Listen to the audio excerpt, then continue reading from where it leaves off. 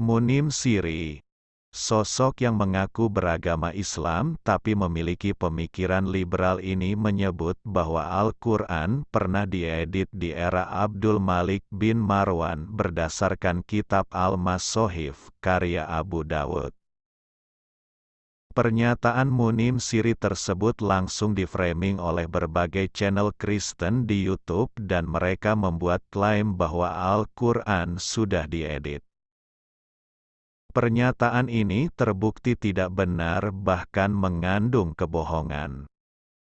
Sebelum saya menunjukkan kebohongan dari Munim Siri terkait pernyataannya tersebut, mari kita lihat terlebih dahulu videonya. Oke, baik.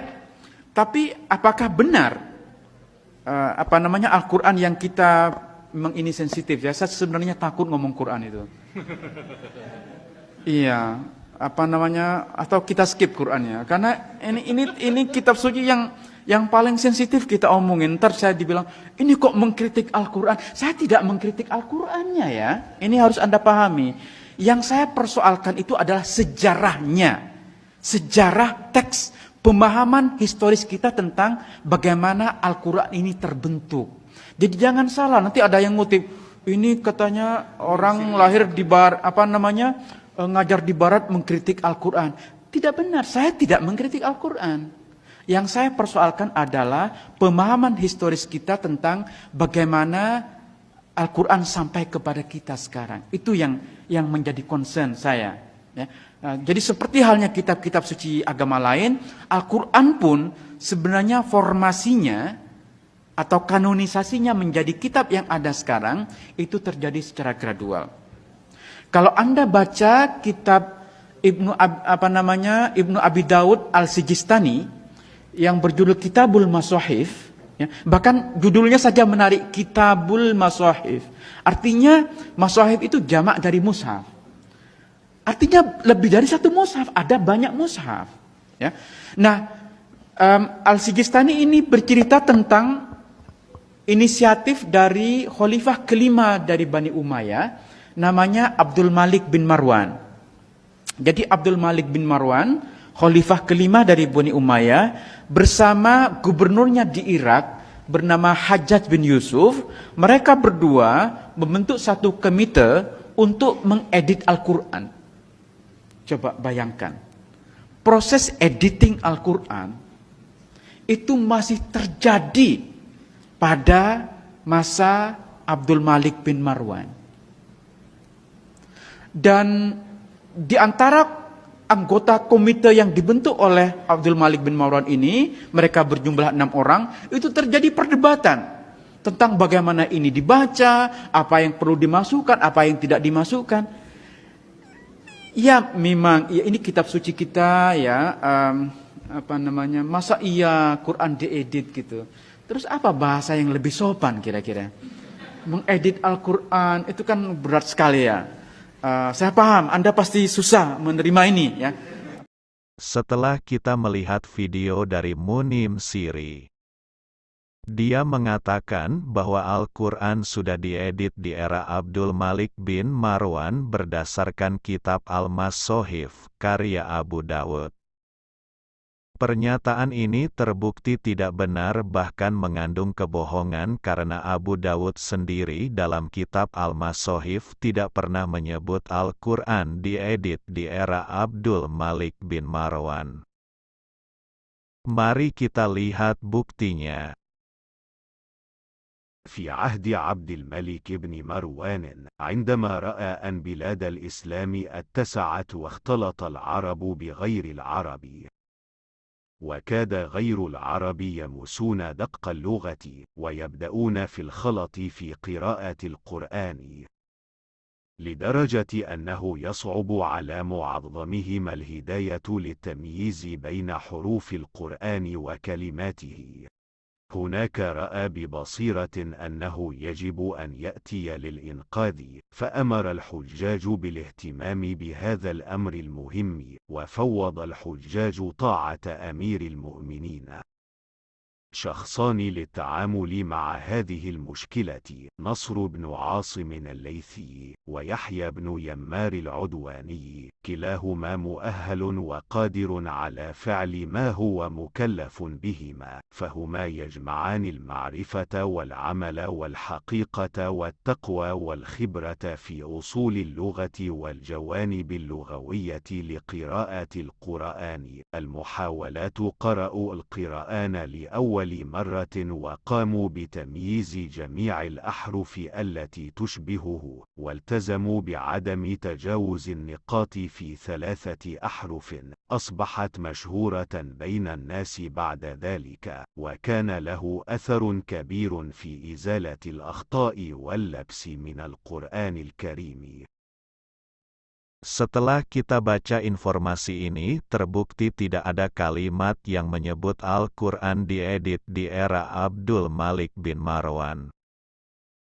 Justru yang terjadi di era Abdul Malik bin Marwan adalah teks Al-Quran diberi titik sebagai tanda baca untuk memudahkan orang di luar Arab saat membedakan huruf Al-Quran yang memiliki bentuk yang sama.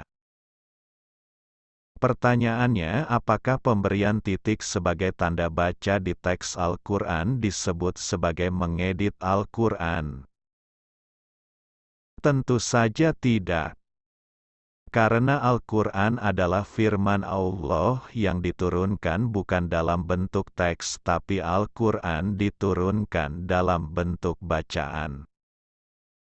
Dan karena Al-Quran diturunkan bukan dalam bentuk teks tapi Al-Quran diturunkan dalam bentuk bacaan, maka jika teks Al-Quran diberi titik sebagai tanda baca tidak bisa disebut mengedit Al-Quran. Al-Quran bisa disebut diedit jika bacaannya dirubah. Faktanya bacaan Al-Quran tetap tidak berubah setelah Abdul Malik bin Marwan memerintahkan untuk memberikan titik sebagai tanda baca pada huruf Al-Quran. Sekarang mari kita lihat bukti bahwa pemberian titik sebagai tanda baca di huruf Al-Quran di era Abdul Malik bin Marwan tidak merubah bacaan Al-Quran. Di layar Anda terdapat 2 kalimat bacaan Al-Quran. Yang di atas adalah kalimat Al-Quran dengan tidak menggunakan titik sebagai tanda baca. Sementara yang di bawah adalah kalimat Al-Quran menggunakan titik sebagai tanda baca. Jika kita baca kedua kalimat Al-Quran tersebut baik yang tidak diberi titik sebagai tanda baca ataupun yang diberi titik sebagai tanda baca. Bacaan kedua kalimat Al-Quran tersebut sama yaitu Zalikal Kitabul La Raiba Fihi. Dengan samanya kedua bacaan Al-Quran tersebut, baik yang tidak diberi titik sebagai tanda baca ataupun yang diberi titik sebagai tanda baca. Hal ini membuktikan bahwa pemberian titik sebagai tanda baca di huruf Al-Quran tidak merubah bacaan Al-Quran sehingga pemberian titik sebagai tanda baca di huruf Al-Quran bukanlah mengedit Al-Quran. Akhirnya, dengan semua rangkaian penjelasan yang sudah saya sampaikan, maka terbukti bahwa Al-Quran tidak pernah diedit di era Abdul Malik bin Marwan. Sekarang saya akan menunjukkan bukti bahwa Bible sudah dirubah dan diedit. Seperti biasa Anda akan saya ajak menuju Kodeks Sinaiticus yang berasal dari abad keempat. Dan saat ini saya akan mengajak Anda untuk melihat Matius pasal 18 ayat 11 di Kodeks Sinaiticus ini.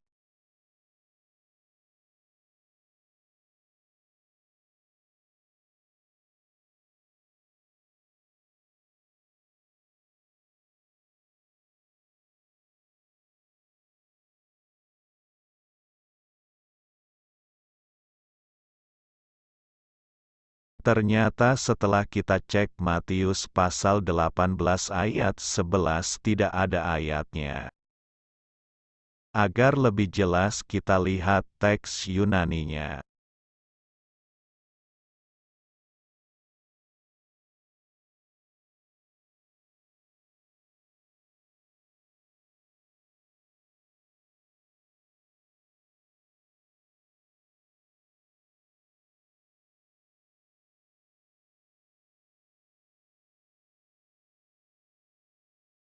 Setelah kita cek ternyata Matius pasal 18 ayat 11 di teks Yunaninya pun tidak ada. Yang sangat mengherankan adalah di saat Matius pasal 18 ayat 11 di Kodeks Sinaiticus ini tidak ada ayatnya. Justru Matius pasal 18 ayat 11 malah tertulis di Bible modern saat ini. Hal ini sudah cukup membuktikan Bible terbukti sudah dirubah dan diedit karena Matius pasal 18 ayat 11 yang tidak ada di Kodeks Sinaiticus malah ditulis ayatnya di Bible modern saat ini.